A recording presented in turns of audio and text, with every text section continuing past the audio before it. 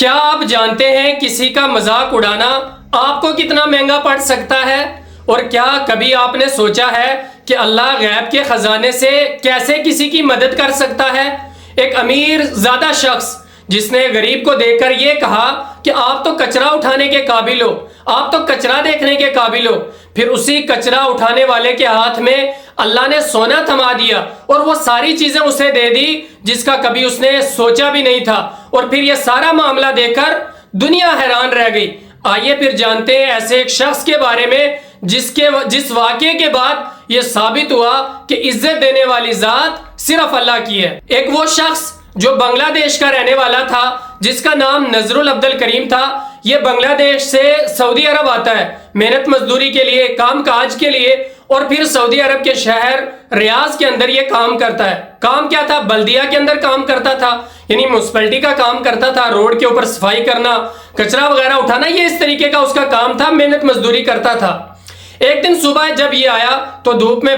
پسینے سے شرابور ہوا جسم پورا تھکا ہوا، اور یہ آیا تو ایک پوڑی پہ بیٹھا یا کھڑا ہوا، تو اس پوڑیوں پہ کھڑا ہونے کے بعد یہ ایک دکان کی طرف دیکھنے لگا۔ اب وہ دکان جو ہے وہ بہت چمک رہی تھی، اس دکان کے اندر سونا تھا، لائٹیں، رنگ برنگی لائٹیں لگی ہوئی تھی، تو یہ اس کی طرف دیکھتا رہ گیا، گویا کہ خاموش حسرت تھی، اس سے یہ حسرت بھری نگاہوں سے دیکھتا ہی رہ گیا، اور ایسا دیکھا کہ پھر اس کی نگاہیں پیچھے نہیں ہٹی۔ تو پتہ نہیں پھر اللہ کو کیا منظور تھا، تو پیچھے سے ایک شخص آتا ہے جو بڑا امیر تھا، گاڑی میں تھا، اس کی نظر اس شخص پہ پڑتی ہے اور وہ دیکھتا ہے کہ یار یہ تو ایک غریب شخص ہے،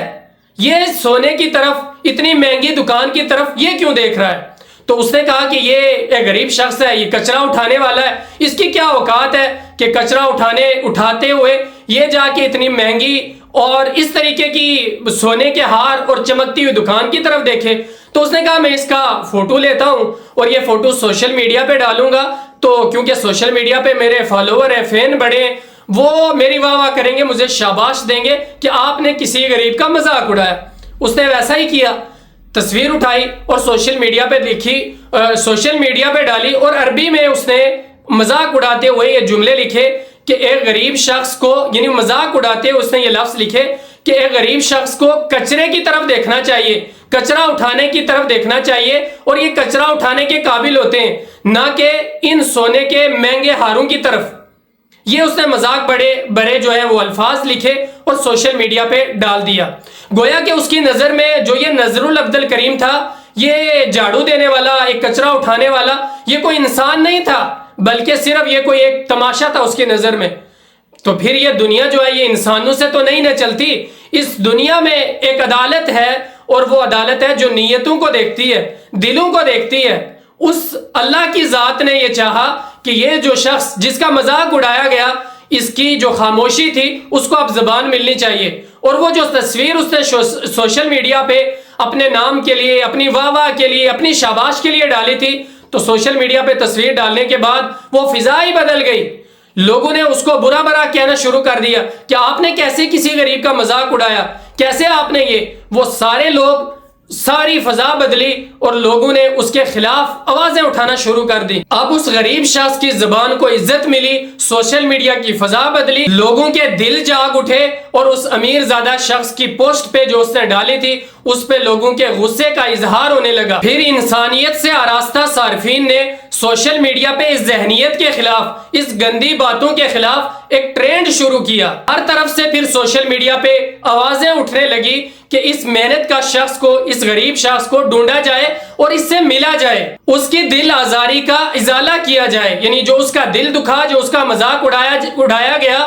اس سے اس کی حوصلہ افزائی کی جائے۔ تو اسی مرحلے میں ایک ہیومینیٹیرنزم ڈیجیٹل پلیٹ فارم سامنے آیا جو انسانوں کے وقار، مظلوموں کی آواز اور خیر کے اجتماعی کاموں میں آگے رہتا تھا۔ پھر انہوں نے عملی قدم اٹھایا اور نذر العبد الکریم جو یہ شخص غریب تھا، محنت مزدوری کرنے والا، اس کی تلاش شروع کی۔ تلاش اس لیے نہیں کہ اس پہ ترس کھایا جائے، بلکہ اس لیے یہ ثابت کیا جائے کہ عزت پیشے سے نہیں، کام کاج سے نہیں، بلکہ اخلاق اور کردار سے ہوتی ہے۔ پھر جب نذر العبد الکریم کو ڈھونڈ لیا گیا تو گویا رحمت کے دروازے کھل گئے۔ ایک طرف تو وہی لوگ تھے جو اس کی دل آزاری پہ شرمندگی محسوس کر رہے تھے، تو دوسری طرف وہ لوگ تھے جو خیر بانٹنے میں بہت آگے تھے. سونے کے زیورات، نقد رقم، گھریلو اشیاء اور بہت سارے قیمتی موبائل فون اور بہت ساری چیزیں، اور یہاں تک کہ اس کے گھر جانے کا پورا سفر کا خرچہ اور وہاں کا پورا سارا نظام انہوں نے اپنے ذمہ لے لیا. گویا کہ ہر طرف سے ان کے اوپر عطاؤں کی اور رحمت کی بارشیں ہونے لگی تھی. سب سے بڑا منظر اور سب سے معنی خیز منظر تو وہ سونے کا سیٹ تھا جو نذر العبد الکریم کی کئی ماہ کی تنخواہ سے بھی زیادہ قیمت کا تھا، جو کچھ دن پہلے شیشے کے اندر خواب بن کر جھلک رہا تھا، آج وہ نذر العبد الکریم کے ہاتھ میں تھا. گویا کہ اللہ کی قدرت یہ اعلان کر رہی تھی کہ یہ جو تمہارا رزق ہے یہ تمہارے لیے ممنوع تو نہیں ہے، لیکن اس کے لیے ہم نے ایک وقت مقرر کیا ہوا ہے. اب نذر العبد الکریم کی زندگی بدل چکی تھی. وہ ساری قیمتی چیزیں اسے ملی، وہ سونے کا ہار اسے ملا، سارا سامان ملا. اور یہ کس لیے ملا؟ کیونکہ اللہ کی قدرت اسے دیکھ رہی تھی اور اللہ کو یہ چیز پسند نہیں آئی کہ کسی انسان کا اس طریقے سے مذاق اڑایا جائے. اور پھر اللہ نے اپنے غیب کے خزانے سے کیسے اس کی مدد کی کوئی نہیں سوچ سکتا. جب یہ ساری چیزیں نذر العبد الکریم کو مل گئی اور اس کی واہ واہ ہوئی تو اس کے بعد نذر العبد الکریم سے 2 سوال کیے گئے اور اس سے پوچھا گیا کہ آپ کوئی ایسا نیکی کا کام تو نہیں کرتے تھے کہ جس سے اللہ کی قدرت آپ پہ مہربان ہوئی اور آپ کے اوپر یہ رحمتوں کی بارش ہو گئی؟ تو اس نے کہا کہ نہیں، میں غریب آدمی ہوں، میں کچھ زیادہ نہیں کر سکتا تھا، لیکن روڈ کے اوپر بلیاں ہوتی تھی، بلی ہوتی ہیں روڈ پہ گھومتی رہتی ہیں. کچھ بلیاں تو گھروں کے پاس ہوتی ہیں، ان کو گھر والے، لیکن کچھ ایسی ہوتی ہیں. اس نے کہا کہ جو بلیاں ایسے روڈ پہ ایسے ہی گھومتی رہتی تھی، پھرتی رہتی ہیں، میں اپنی کمائی سے 2-4 روپے نکال کے ان کو کچھ کھانا پینا دے دیا کرتا تھا، میں ایک یہ کام کرتا ہوں اور کچھ بھی نہیں. دوسرا سوال اس سے ہوا کہ آپ جو یہ سونے کا سیٹ تھا اس کو آپ کھڑے ہو کے کیوں دیکھ رہے تھے؟ تو اس نے کہا میرا کوئی اس کا لینے کا مقصد نہیں تھا، کوئی اور سوچنے کا مقصد نہیں تھا، کوئی دل میں نیت نہیں تھی، بس یہ تھی کہ میرا جو بیٹا ہے اس کی شادی ہونے والی تھی اور اس کی شادی کے لیے مجھے سونے کا ہار چاہیے تھا. لیکن میں سوچ رہا تھا کہ یہ اتنا مہنگا ہے، میری جو ہے نا وہ کئی ماہ کی تنخواہ بھی اگر میں ملا لوں تو نہیں لے سکتا، تو اسی لیے میں اس کے بارے میں سوچ رہا تھا، اور کوئی میری لینے کی دینے کی یا کسی قسم کی اور نیت نہیں تھی. بس یہی تھی کہ میرے بیٹے کے لیے کوئی انتظام ہو جائے کسی طریقے سے سونے کا، کیونکہ آج آپ کو پتا ہے کہ سونا